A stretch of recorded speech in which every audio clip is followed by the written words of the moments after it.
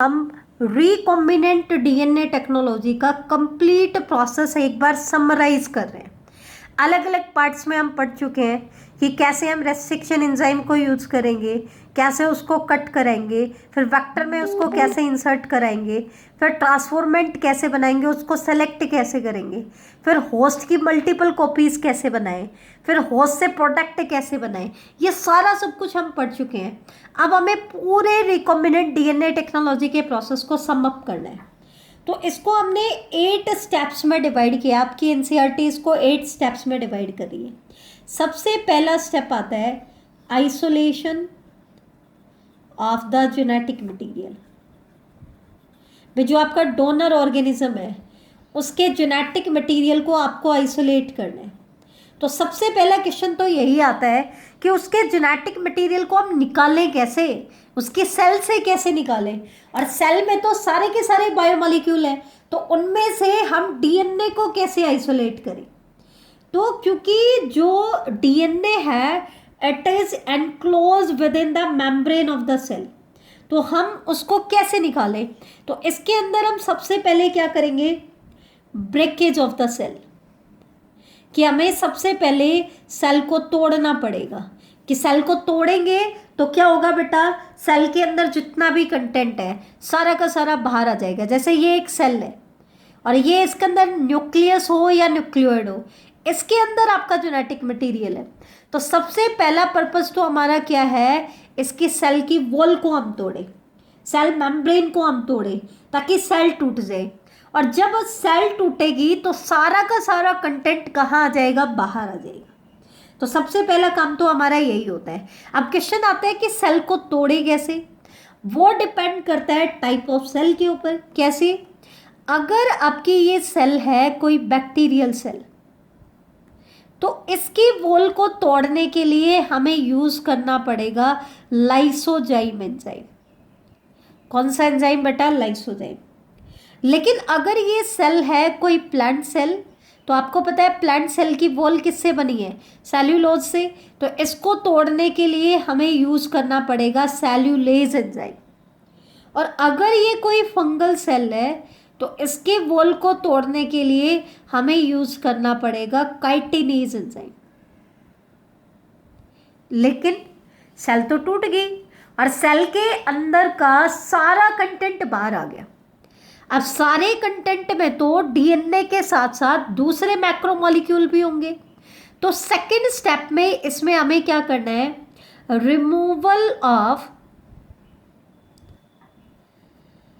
Other macromolecule. हमें दूसरे macromolecules को रिमूव करना है। अब दूसरे मैक्रोमोलिक्यूल्स को कैसे रिमूव करें। अब आपको पता है बायोमोलिक्यूल्स कौन कौन से होते हैं।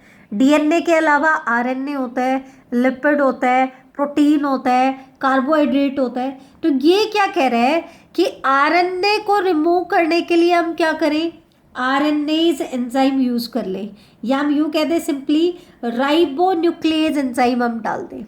अब राइबोन्यूक्लियेज एंजाइम क्या करेगा, आरएनए को डिग्रेड कर देगा। इसी तरीके से प्रोटीन को रिमूव करने के लिए हम इसमें क्या यूज कर दें, प्रोटीनेज एंजाइम डाल दें। तो प्रोटीनेज एंजाइम क्या करेगा, उस कंटेंट में जितना भी प्रोटीन था उसको डिग्रेड कर देगा। लिपिड को डिग्रेड करने के लिए हम क्या कर दें, लाइपेज यूज कर दें। तो ऐसे ही डीएनए को छोड़कर बाकी जितने भी मैक्रोमोलिक्यूल्स इस सॉल्यूशन में है उन सबको डिग्रेड करने के लिए हम सुटेबल ट्रीटमेंट दे देंगे। अब क्या हुआ, देखो बेटा, ये हमारे पास एक छोटा सा वेसल है, इसमें हमने सेल को डाला, फिर साथ में ये एंजाइम डाले तो सेल वॉल टूट गई और सारा कंटेंट यहाँ आ गया। अब इस सारे कंटेंट में डीएनए के साथ साथ और भी चीज़ें थी तो हमने ये डाल दिए। ये डाले तो क्या हुआ, जो भी सुटेबल सब्सटेंस होगा वो क्या हो जाएगा, डिग्रेड हो जाएगा। सिर्फ क्या बचेगा, डीएनए। अब प्रॉब्लम आती है कि इसमें से डीएनए को निकाले कैसे प्योरीफाइड फॉर्म में। तो इसमें तीसरा स्टेप आता है isolation of pure DNA to cut with restriction enzyme.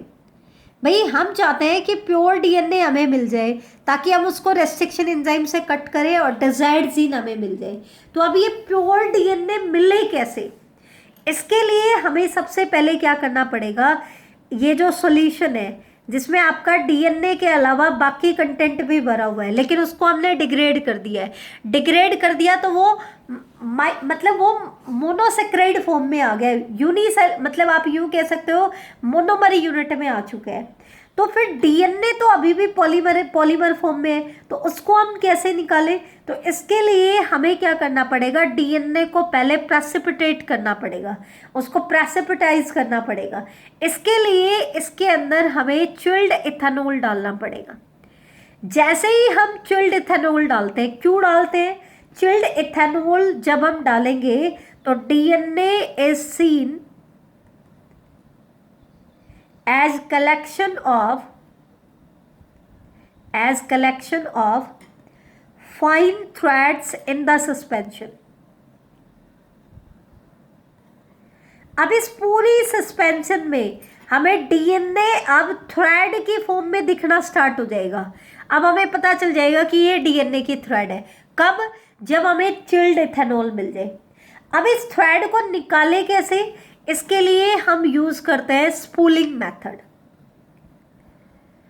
अब स्पूलिंग मेथड में क्या होता है, ऐसी एक स्ट्रक्चर होती है जो क्या करती है बेटा, डीएनए के जो प्रेसिपिटेट होते हैं उसके साथ अटैच हो जाते हैं और उसके साथ रिमूव हो जाएंगे। फिर ये स्पूलिंग मेथड डायग्राम में दिखाया है, ध्यान से देखो। जैसे ये आपकी डीएनए की पूरी सस्पेंशन हमने तैयार कर ली, तो ये स्पूलिंग मेथड है। इस स्पूलिंग मेथड में ये एक कर्व्ड रोड लाइक स्ट्रक्चर है।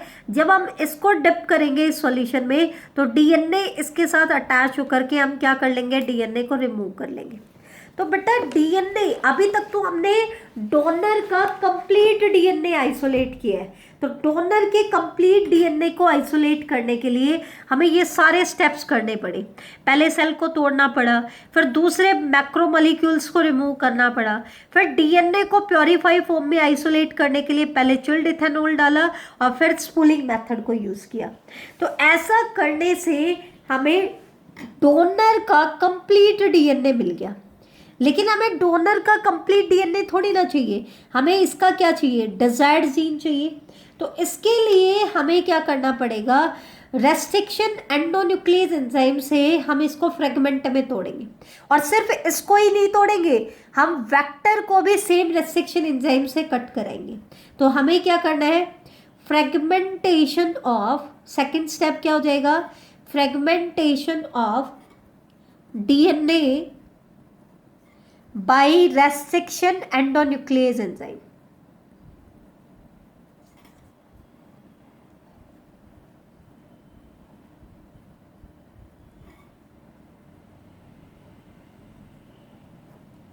अब बेटा डीएनए, कौन से डीएनए के फ्रेगमेंट बनानी है? हमें दो डीएनए के बनाने हैं।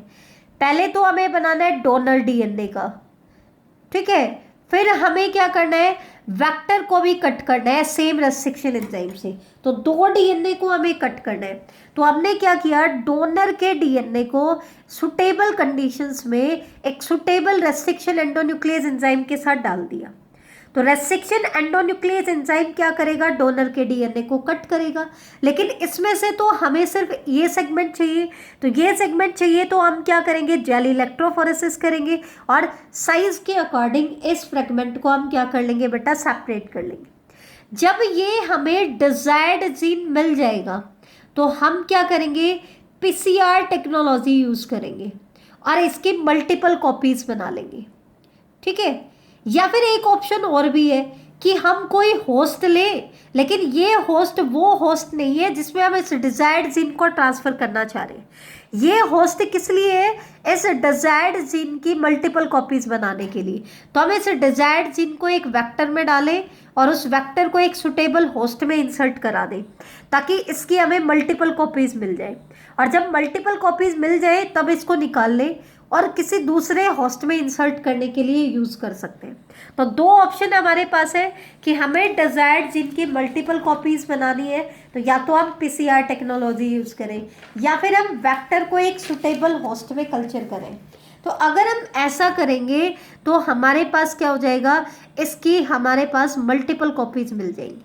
तो जैसे ही हमने रेस्ट्रिक्शन एंडोन्यूक्लियस एंजाइम को से डीएनए के फ्रेगमेंट को कट कराया, तो तीसरा स्टेप हमारा क्या हो गया, isolation of desired gene segment. हमने डिजायर्ड जीन सेगमेंट को आइसोलेट कर लिया, और डिजायर्ड जीन सेगमेंट को आइसोलेट करने के बाद हमने फोर्थ स्टेप में क्या किया, एम्प्लीफिकेशन कर लिया इसका। एम्प्लीफिकेशन मतलब मल्टीपल कॉपीज बना दी। मल्टीपल कॉपीज कैसे बनाई, हमने कहा या तो हम पीसीआर यूज कर ले, या इसको एक वेक्टर में इंसर्ट करा के वेक्टर को किस में डाल दे, होस्ट में डाल दे। ठीक है, तो ये तो सिर्फ मल्टीपल कॉपीज बनाने के लिए था। अब हमें क्या करना है, जो आपका डिजायर्ड जीन हमें मिल चुका है, उसकी मल्टीपल कॉपीज भी हमें मिल चुकी है। हमें क्या करना है, एक सुटेबल वेक्टर को सेलेक्ट करना है, और इस वेक्टर को सेलेक्ट करके इस डिजायर्ड जीन को इस वेक्टर में इंसर्ट करना है। लेकिन कैसे इंसर्ट होगा, पहले हमें वेक्टर को सेम रेस्ट्रिक्शन एंजाइम से कट करना पड़ेगा। ये हमने वेक्टर को कट कर दिया, फिर इस डिजायर्ड जीन को इसमें इंसर्ट कराएंगे। लेकिन ये इंसर्ट हुआ या नहीं हुआ, इसके लिए हमारे पास दो ऑप्शन है, या तो हमारे पास रिकॉम्बिनेंट वेक्टर बनेगा, कैसा वेक्टर बनेगा, रिकॉम्बिनेंट, या हमारे पास क्या बनेगा, नॉन रिकॉम्बिनेंट। फिर हमें क्या करना है, रिकॉम्बिनेंट वेक्टर को अलाउ करना है कि वो होस्ट को इन्फेक्ट करे, मतलब वो ट्रांसफॉर्मेशन करे। लेकिन बेटा ट्रांसफॉर्मेशन होगा या नहीं होगा, वो डिपेंड करता है होस्ट के ऊपर। तो उसके लिए हमें होस्ट को पहले क्या बनाना पड़ेगा, इस लायक बनाना पड़ेगा कि वो रिकॉम्बिनेंट वेक्टर को रिसीव कर ले। तो उसको हम कहते हैं कॉम्पिटेंट बनाना। तो कॉम्पिटेंट होस्ट क्या होता है, वो होस्ट होता है जो किसी फॉरेन डीएनए को एक्सेप्ट कर सकता है। तो फिर जैसे ही हमने कॉम्पिटेंट होस्ट बना दिया, तो कॉम्पिटेंट होस्ट को हमने रिकॉम्बिनेंट डीएनए के साथ रख दिया, और उसको अलाउ किया कि रिकॉम्बिनेंट डीएनए किस में एंटर करे, होस्ट में। लेकिन होस्ट में वो एंटर होता है या नहीं होता, इसके लिए हमें सिलेक्शन करना पड़ेगा। हमें सेलेक्ट करना पड़ेगा किसको, ट्रांसफॉर्मेंट को और नॉन ट्रांसफॉर्मेंट को। हमें इनमें डिफरेंशिएट करना पड़ेगा। अब इनको हम डिफरेंशिएट करने के लिए क्या यूज करेंगे, ये हम मॉर्निंग वाली वीडियो में हम डिस्कस कर चुके हैं, तो उसी में थोड़ा सा मैं आपको बता देती हूँ। मान लो आपका जो रिकॉम्बिनेंट डीएनए है वो किसी एंटीबायोटिक के लिए रेजिस्टेंट एबिलिटी रखता है। एंटीबायोटिक के लिए क्या है, रेजिस्टेंट जीन है उसके पास। मान लो वो एम्पिसिलिन एंटीबायोटिक के लिए रेजिस्टेंट जीन है उसके पास, और जो होस्ट आपका है it is not resistant to any antibiotic. ये किसी भी एंटीबायोटिक के लिए रेजिस्टेंट नहीं है। तो इसका मतलब क्या है, अब हमारी हेल्प करेगा ये रीजन किसको सेलेक्ट करने में कि ट्रांसफॉर्मेंट बना या नहीं बना। कैसे, आरडीएनए को अलाउ कर दो कि वो होस्ट में एंटर करे।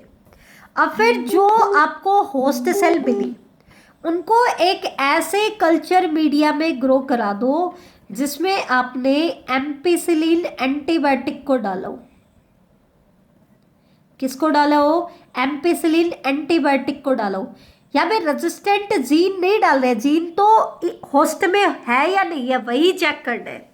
तो अगर होस्ट में वो रिकॉम्बिनेंट डीएनए एंटर कर गया जिसमें एम्पिसिलिन रेजिस्टेंट जीन है, मतलब ये ट्रांसफॉर्मेंट बन गया है।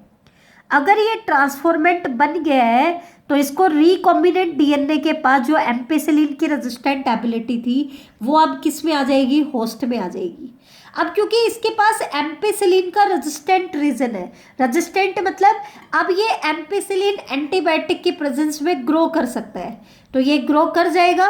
कब ग्रो कर जाएगा, अगर ये ट्रांसफॉर्मेंट बना है। अगर ये ट्रांसफॉर्मेंट नहीं बना और उसको हम एम्पिसिलिन कंटेनिंग मीडिया पे ग्रो करेंगे तो इसके पास तो रेजिस्टेंट रीजन है ही नहीं।